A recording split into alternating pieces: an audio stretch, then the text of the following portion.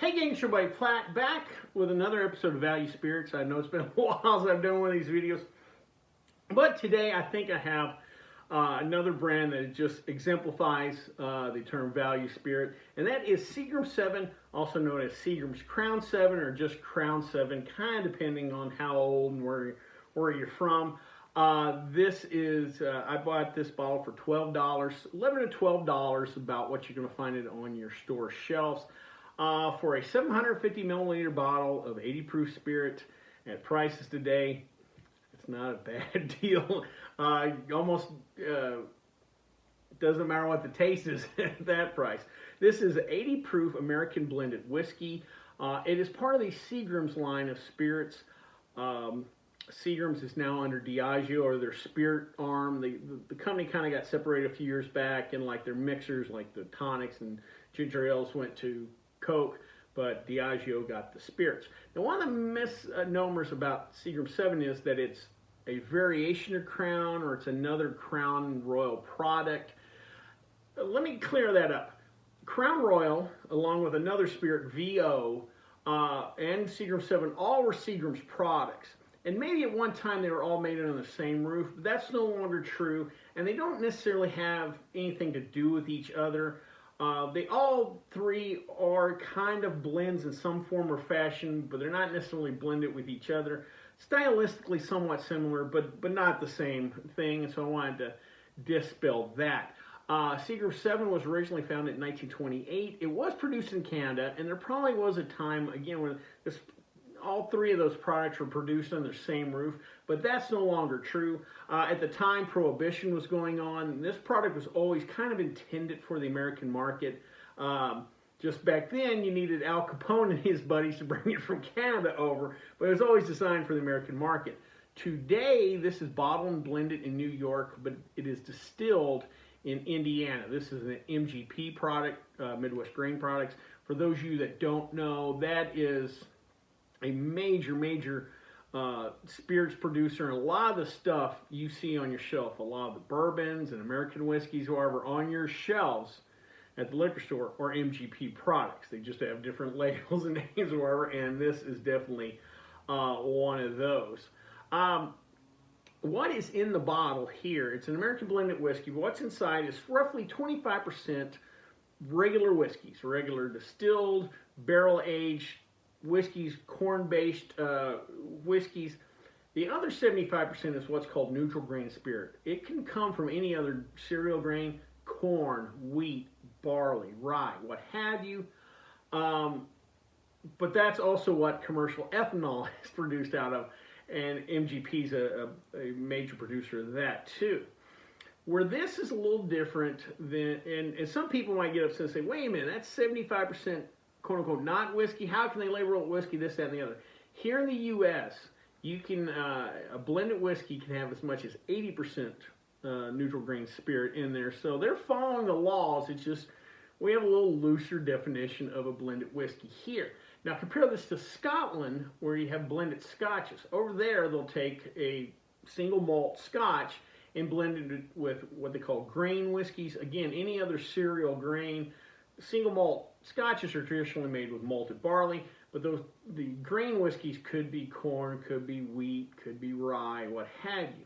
Now where they're different is they still have to age that grain whiskey over there. Well, neutral grain spirit is not aged over here. So basically it's vodka added to it. Also too, they allow caramel coloring, so it still color-wise looks like regular whiskey. You know, it's just not, it's not getting that aging. Now I'll discuss later, that might not necessarily be a bad thing for this product, but we'll discuss that when I taste it. One of the things, or one of the questions I get is, where does the 7 come from? The term 7. Apparently when they were creating this product, they literally just were doing a taste test with the president of the distillery, and flavor profile number 7 came out the winner. Now, what a lot of people don't know, and I didn't know till I researched this, at the same time they also released Seagram's 5, and that was bottled at 86 proof. However, when the World War II came around, some decisions had to be made. The government, supplies were getting harder to get. Government restrictions on use of distillate, this, that, and the other. Decisions had to be made, and Seagram 7 was selling better than Seagram 5. Thus, we still have Seagram 7 today, and nobody's heard of Seagram 5. This bottle you will see at nearly every bar you go to, whether it's a chain restaurant, a casino, a dive bar. It's no longer on the top shelf. You won't see it up on the shelves, but it's down the well. But it's still a huge player today. And more importantly, this is one of the biggest brands in the history of spirits. And again, it may shock some of you people. This is the first brand to go over 1 million cases sold. It's also the first brand to go over 100 million cases sold. Back in 1983, it hit the 300 million case mark. And even today, in a day of, single malt, high-end single malt scotches, barrel proof bourbons, small batch whiskeys of all kinds, this still sells 2 million cases a year. So it's still a huge player. And, I know from bartending, people still drinking 7 and 7s. So we still need some Seagram 7. Speaking of 7 and 7, July 7th, 7/7, is National Dive Bar Day thanks to Seagram 7. A couple of years ago in 2020, they started this deal, National Dive Bar Day, to kind of help the local mom and pop bars during the pandemic. Kind of a promotional thing. So you can thank Seagram 7 for National Dive Bar Day. Well, enough about that. Let's drink some American blended whiskey.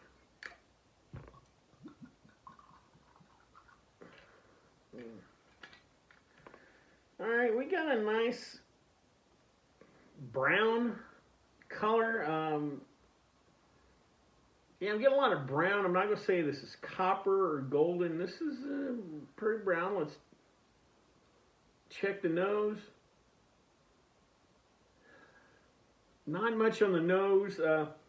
80 proof, it's not hot. You do smell the alcohol. Let's give it a taste.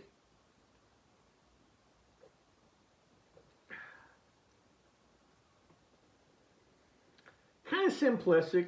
It's got a nice little sweet taste up front. Again, nowadays, in the time of barrel strength spirits and stuff like that, drinking 80 proof whiskey actually is kind of mild these days.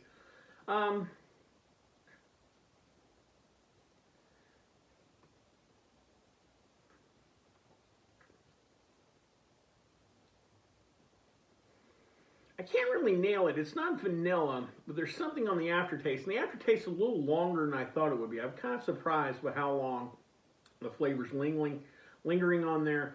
I almost get a coconut note, and I don't know where it's coming from because there's no coconut in this process, and you generally don't pick that up from whatever wood aging. Maybe it is something in the caramel coloring that's giving me that. Overall, very nice, very approachable. I talked about earlier how they kind of blend in basically glorified vodka, and that's why I think this might actually be a functional, boy, it's going to get some people mad, but a functional introductory whiskey. The reality is we live now in a time, unlike about 100 years ago when they introduced this product, most people drink vodka or vodka-based drinks, also Blanco tequilas, light rums, and their palate has adjusted that. So when they get past that phase and you want to start introducing to some whiskeys, I don't know if a Michter 15-year-old or Knob Creek 9 or something like that is the best way to ramp them up. I'm not going to say this is the greatest whiskey of all time or anything like that, but this is something that is slow introduction. If they're a vodka drinker, they're a tequila drinker, they could drink this and not get their head blown off. And because this gets confused with Canadian whiskey, sometimes a lot of people think there's rye. There's going to be a rye in it because Canadians refer to their whiskey as rye. This is not rye. You're not going to get a rye bitter bite to it. This is just 80 proof spirit with a little bit of wood note, a little vanilla sweetness, and more importantly, it mixes real well with Coke, 7-Up, whatever ginger ale, whatever your mixer of choice. It just goes good with that. And at $12 a bottle, you are not worried about mixing it with something else. Again, you're not going to buy a Pappy Van Winkle 15 or something like that to mix with Coke. It's just not logical. But this would go nice with Coke. Also, too, at 80 proof, if you want to do a shot, what have you, It's not going to burn you too bad going down. Again, I think because of that whiskey vodka mixture that's in the bottle, I think it might be a nice little introductory spirit. Again, $12 a bottle. There's not a lot of flavor or complexity, but again, you're getting some variation of a whiskey for $12. And one thing about a big company like Seagram's, very consistent product. You know what you're getting in the bottle, and at $12, you're not afraid to mix it for sure. Well, I hope you liked this video. If you did, please subscribe down below. Also, please like the video because it lets YouTube know we're putting out good content. If you have any questions, comments, concerns, or value spirits that you'd like me to try, please leave them in the comment section, or you can always contact me on the Twitter page. Till next time, bottoms up.